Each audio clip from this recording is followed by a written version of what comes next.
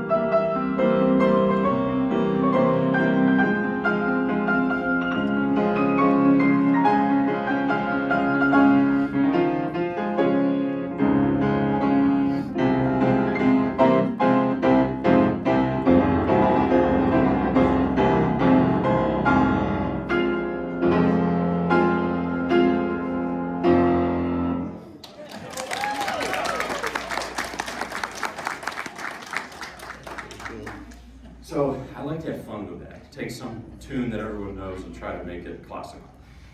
I want to play now a piece. So this is, I've been here a few times before and would go longer, and because I talk a lot and I play a lot, so I'm watching the time. I don't want the cooking show to be, because that's my real passion is eating. I love that cheese hat. Celeste should have one to play. I want to play a familiar piece, classical piece, but in a not so familiar version. This is Schubert, or as they call him in North Carolina, Sherbert. Somebody told me that yesterday. Franz Schubert's Ave Maria, but arranged by Liszt, who happened to be from Hungary. See, this is all planned, right? It wasn't planned. But so the reason I'm playing Liszt's solo piano arrangement is because, well, I can't sing. And I can't sing in Latin or German. And that's the next thing is, you've heard Ave Maria sung before. Many people have sung it. Pavarotti, Perry Como, and a lot of people. What language is the song sung in? Ave Maria? Italian. Usually I hear it in Latin. It's the Hail Mary prayer. But I just found out, like 2 weeks ago, after learning this, that's not how Schubert wrote it.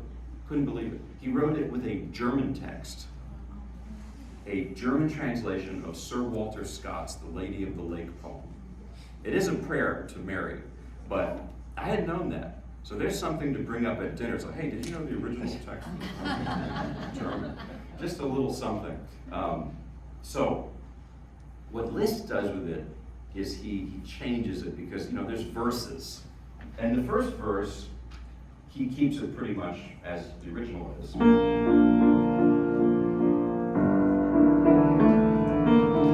But then here's the second verse. Listen to the right hand.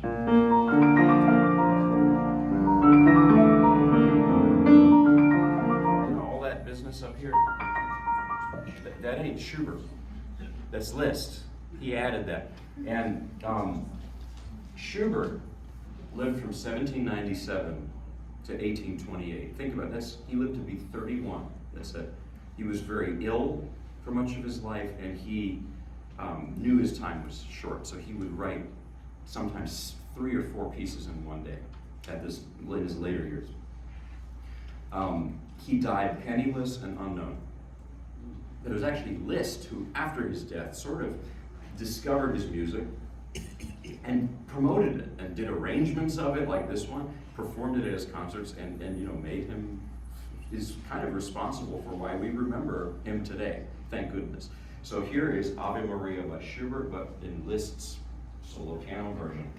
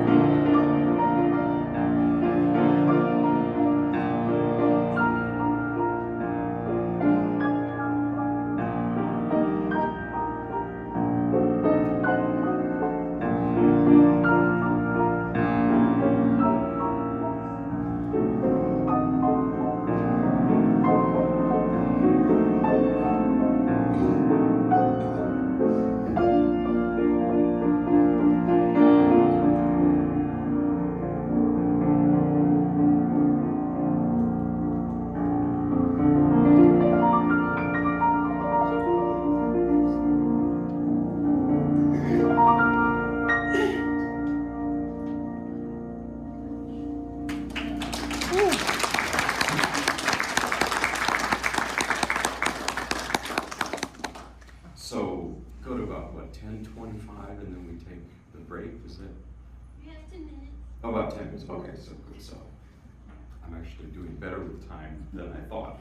So that's Schubert arranged by Liszt. I like doing arrangements because I can pretend to be something I'm not. I can pretend to be a singer, like there, and I can't sing. I can pretend to be a violinist, like in this next piece, which I'm going to play is actually a caprice for solo violin by Paganini. Paganini, Italian violinist who was born in the late 18th century, lived into the early 19th century. Similar to Schubert's dates, his years. So, now Paganini was like the Jimi Hendrix of that time. And I'm not making this up. He was this wild character.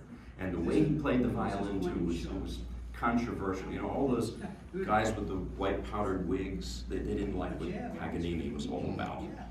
And the Romantics adored him because he just like breathed fire when he played. And Robert Schumann heard Paganini in the 1830s, and he was so mesmerized by it that he decided he would arrange some of his pieces for piano. Now, I need to talk about Schumann too, because these arrangements are like 50% Paganini, 50% Schumann really. Schumann had bipolar disorder, and in those days they didn't have treatments for it, and it was very difficult for him. His life was very difficult as a result.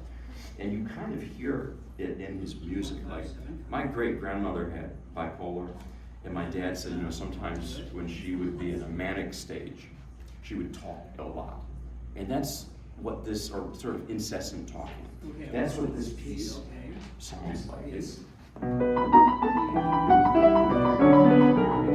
It doesn't breathe almost. It just goes and goes and goes. It's relentless.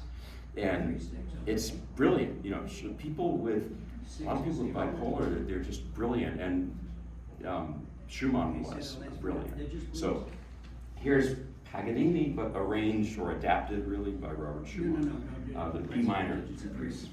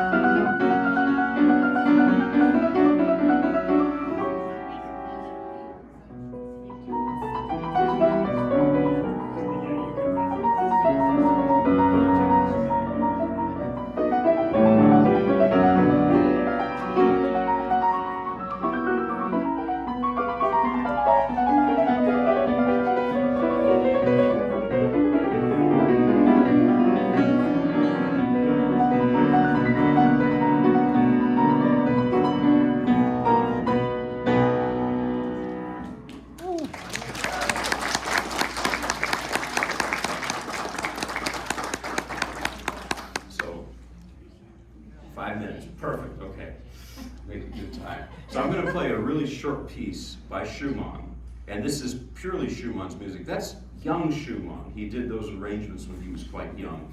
This is something from his later years, and it's very serene and calm, and it's almost eerily calm. And there's, again, I hate to be a downer, but this, life is not always happy things. Schumann, in his later years, he started hearing voices, and he tried to jump into the Rhine River in the middle of winter. Some fishermen rescued him, and he was institutionalized. He died there at the age of 47. So it's just terrible. And he wrote this piece around this time. Now, there's something about this. Sometimes too much calm is unhealthy. And I have a story about this. I have a friend who's over 100, and he was in Iwo Jima, served in Iwo Jima. And I saw him over near around Christmas, and he was just not feeling good. And I said, "How are you doing?" He said, I don't know. I'm just not in good shape. And I was sad. And I saw him about 2 weeks ago. He was so upbeat. And I said, "How are you doing? It's great to see you like this." He said, "Yeah, and you know what did it to me, what brought me back, my health back? I got into arguments with 3 people today." And so a little bit of conflict, not too much, but a little bit is good, so I guess. And I was thinking about that with the Schumann. So here's the piece, Abendlied, Evening Song. And it's very beautiful, but it's got this sadness to it too, so here it is.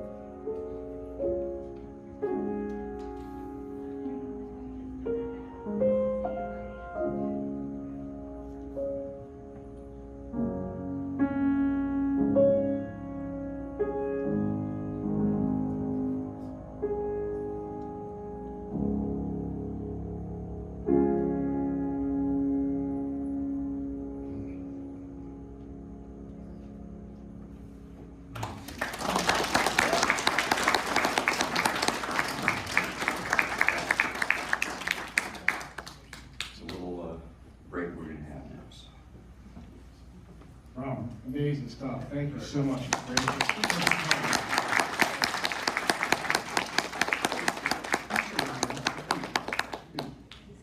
John, Kathy, come on. So we got a little interlude here. Robert needs a little break for his fingers, I think, for a second. Isn't he amazing? Oh my gosh, I just sat there and amazing listening to you. So, I don't know if everybody knows John and Kathy Hoyt. John and Kathy have been here, gosh, how many years you all been here now, Kathy? Going on 13 years. We're going on 13 years. 13 years. And so Kathy, John, you all have been very heavily involved in this, not our telethon, but our fundraising before and in our packaging events, Well, right? we started the silent auction in 2015. Wow. We've done 2.5 million meals. Yes, 2.5 million meals over the lifespan of our meal doing, so that was really good. So, Before the silent auction, we did raffles for cash, crews, gifts, TVs, just about anything, but we hit on the silent auction, and that's been a really good fundraiser for us. yeah, for those of you who don't know, David White's been doing our silent auction the last couple of years, but Kathy had been doing it, gosh, Kathy, how many years did you do it? I think 8. 8 years. So she finally just burned out, I think, and she said, I just had enough of this, and you're gonna have to get somebody else. And David was dumb enough to say yes, he would do it. So thank you, David, appreciate you doing that. But Kathy and John have a special announcement to make today. We have been very blessed to be able to contribute money for this program. And I would like to challenge all those that are listening on the TV or here in the audience. I will match the first $5,000 that comes in the next few months.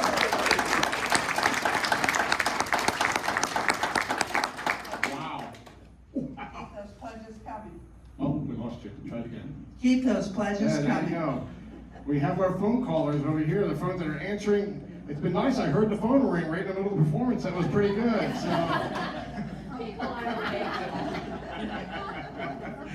so we have to whisper as much as we can while the performance is going on.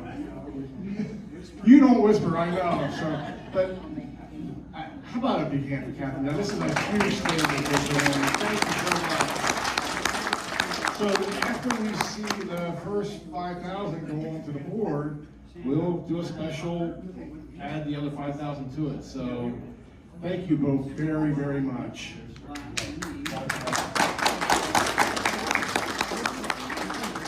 All right, I think we're ready for some more Robert Buckner. I'd like to ask if those two folks, do they do other kind of matches? Like, I hadn't had a date in a while. I'll talk to you later. And also, Well, you might be in the right place here. You know, also, Robert proves the fact that you're from Texas. Sometimes you get past the 5th grade. I'm so proud of you. Sorry about that. I didn't grow up in Texas, but I love Texas, became sort of adopted home. We want the phones ringing, and don't feel like you need to whisper, because you know, in the old days, nobody sat like a stone when classical music was done. It's only lately we've gotten all uptight about it. So, but speaking about uptight, and I feel a little bad, like the next piece I'm gonna play is pretty darn heavy. But after that, I want to play some lighter things, maybe some gospel. I'll tell you about why I play gospel. It's a fun story and a good one. But last time I was here, I played Brahms' Paganini Variations, Book 1. So I sort of feel like I owe you Book 2, and that's what I'm going to do now. Told you about Robert Schumann. Robert was married to Clara Schumann. She was also a great musician. And what happened was, this young guy named Johannes Brahms from Hamburg showed up at their house in Dusseldorf in the 1850s. Knocked on their door and he said, I want some advice as a musician. And they said, come in. He played for them and they said, why don't you just live with us? We'll adopt you. Things were different in those days. Background checks, all of that. They didn't do that. So can you imagine some kid coming to you and saying, I want advice, and why don't you just live with us? You know, we'll just. Now, that's at that time soon after Schumann died. And they were in such grief. You know, Schumann's had 7 children. So they went, Brahms, Clara, who was only about 15 years older than them, they went to Switzerland on vacation. Long story short, the neighbors started chattering and said, this is strange. And that's where the myth was born that Brahms and Clara were dating. They didn't.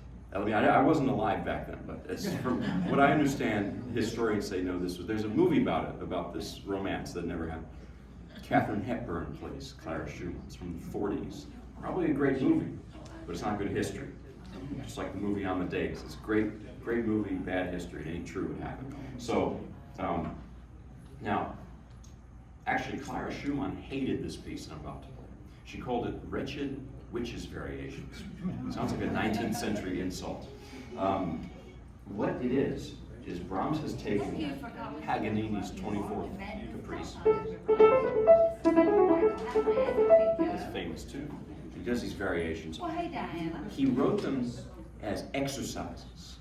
I call them sadistic finger tortures. What it is. And about partway through writing them, he realized that they have more character than exercises. So he changed it to be variations, basically.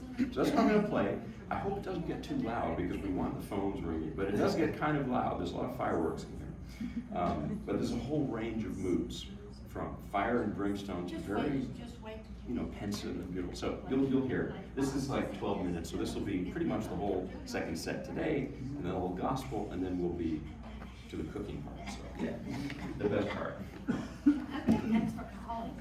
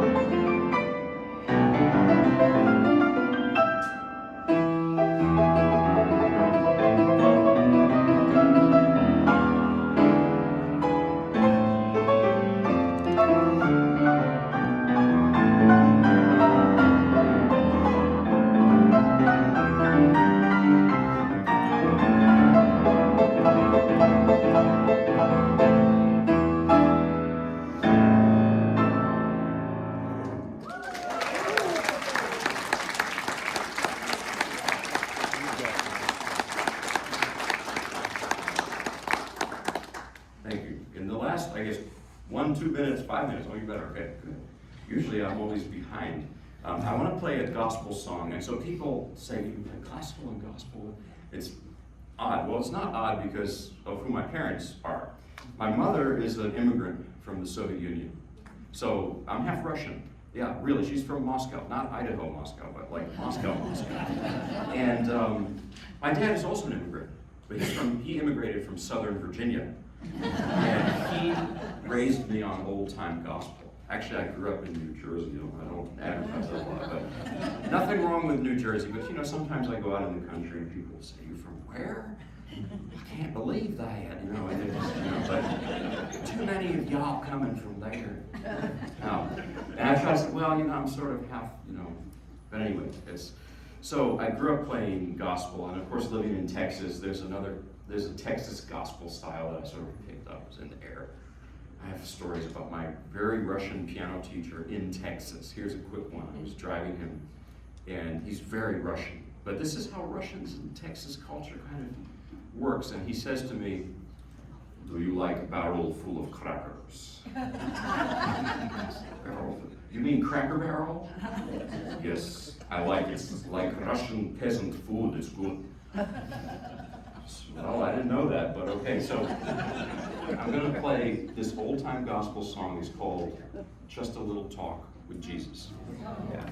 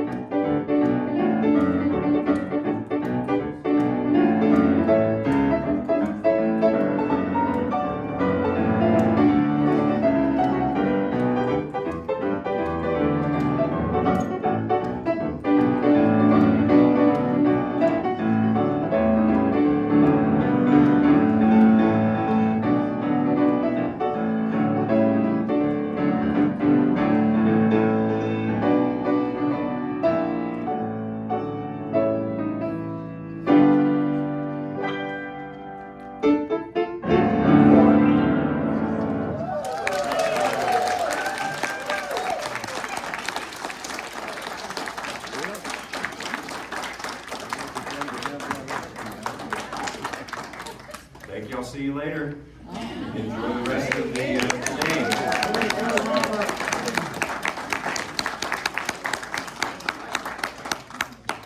How about a well as you, Shannon, from Robert? That was amazing.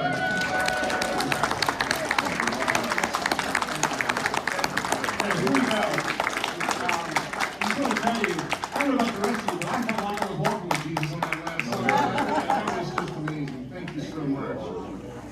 Hey, Billy Bob, do you have anything you want to share with us? Well, no, you make Texas proud. Thank you so much. Yeah. Appreciate you. Thank you so much, Robert.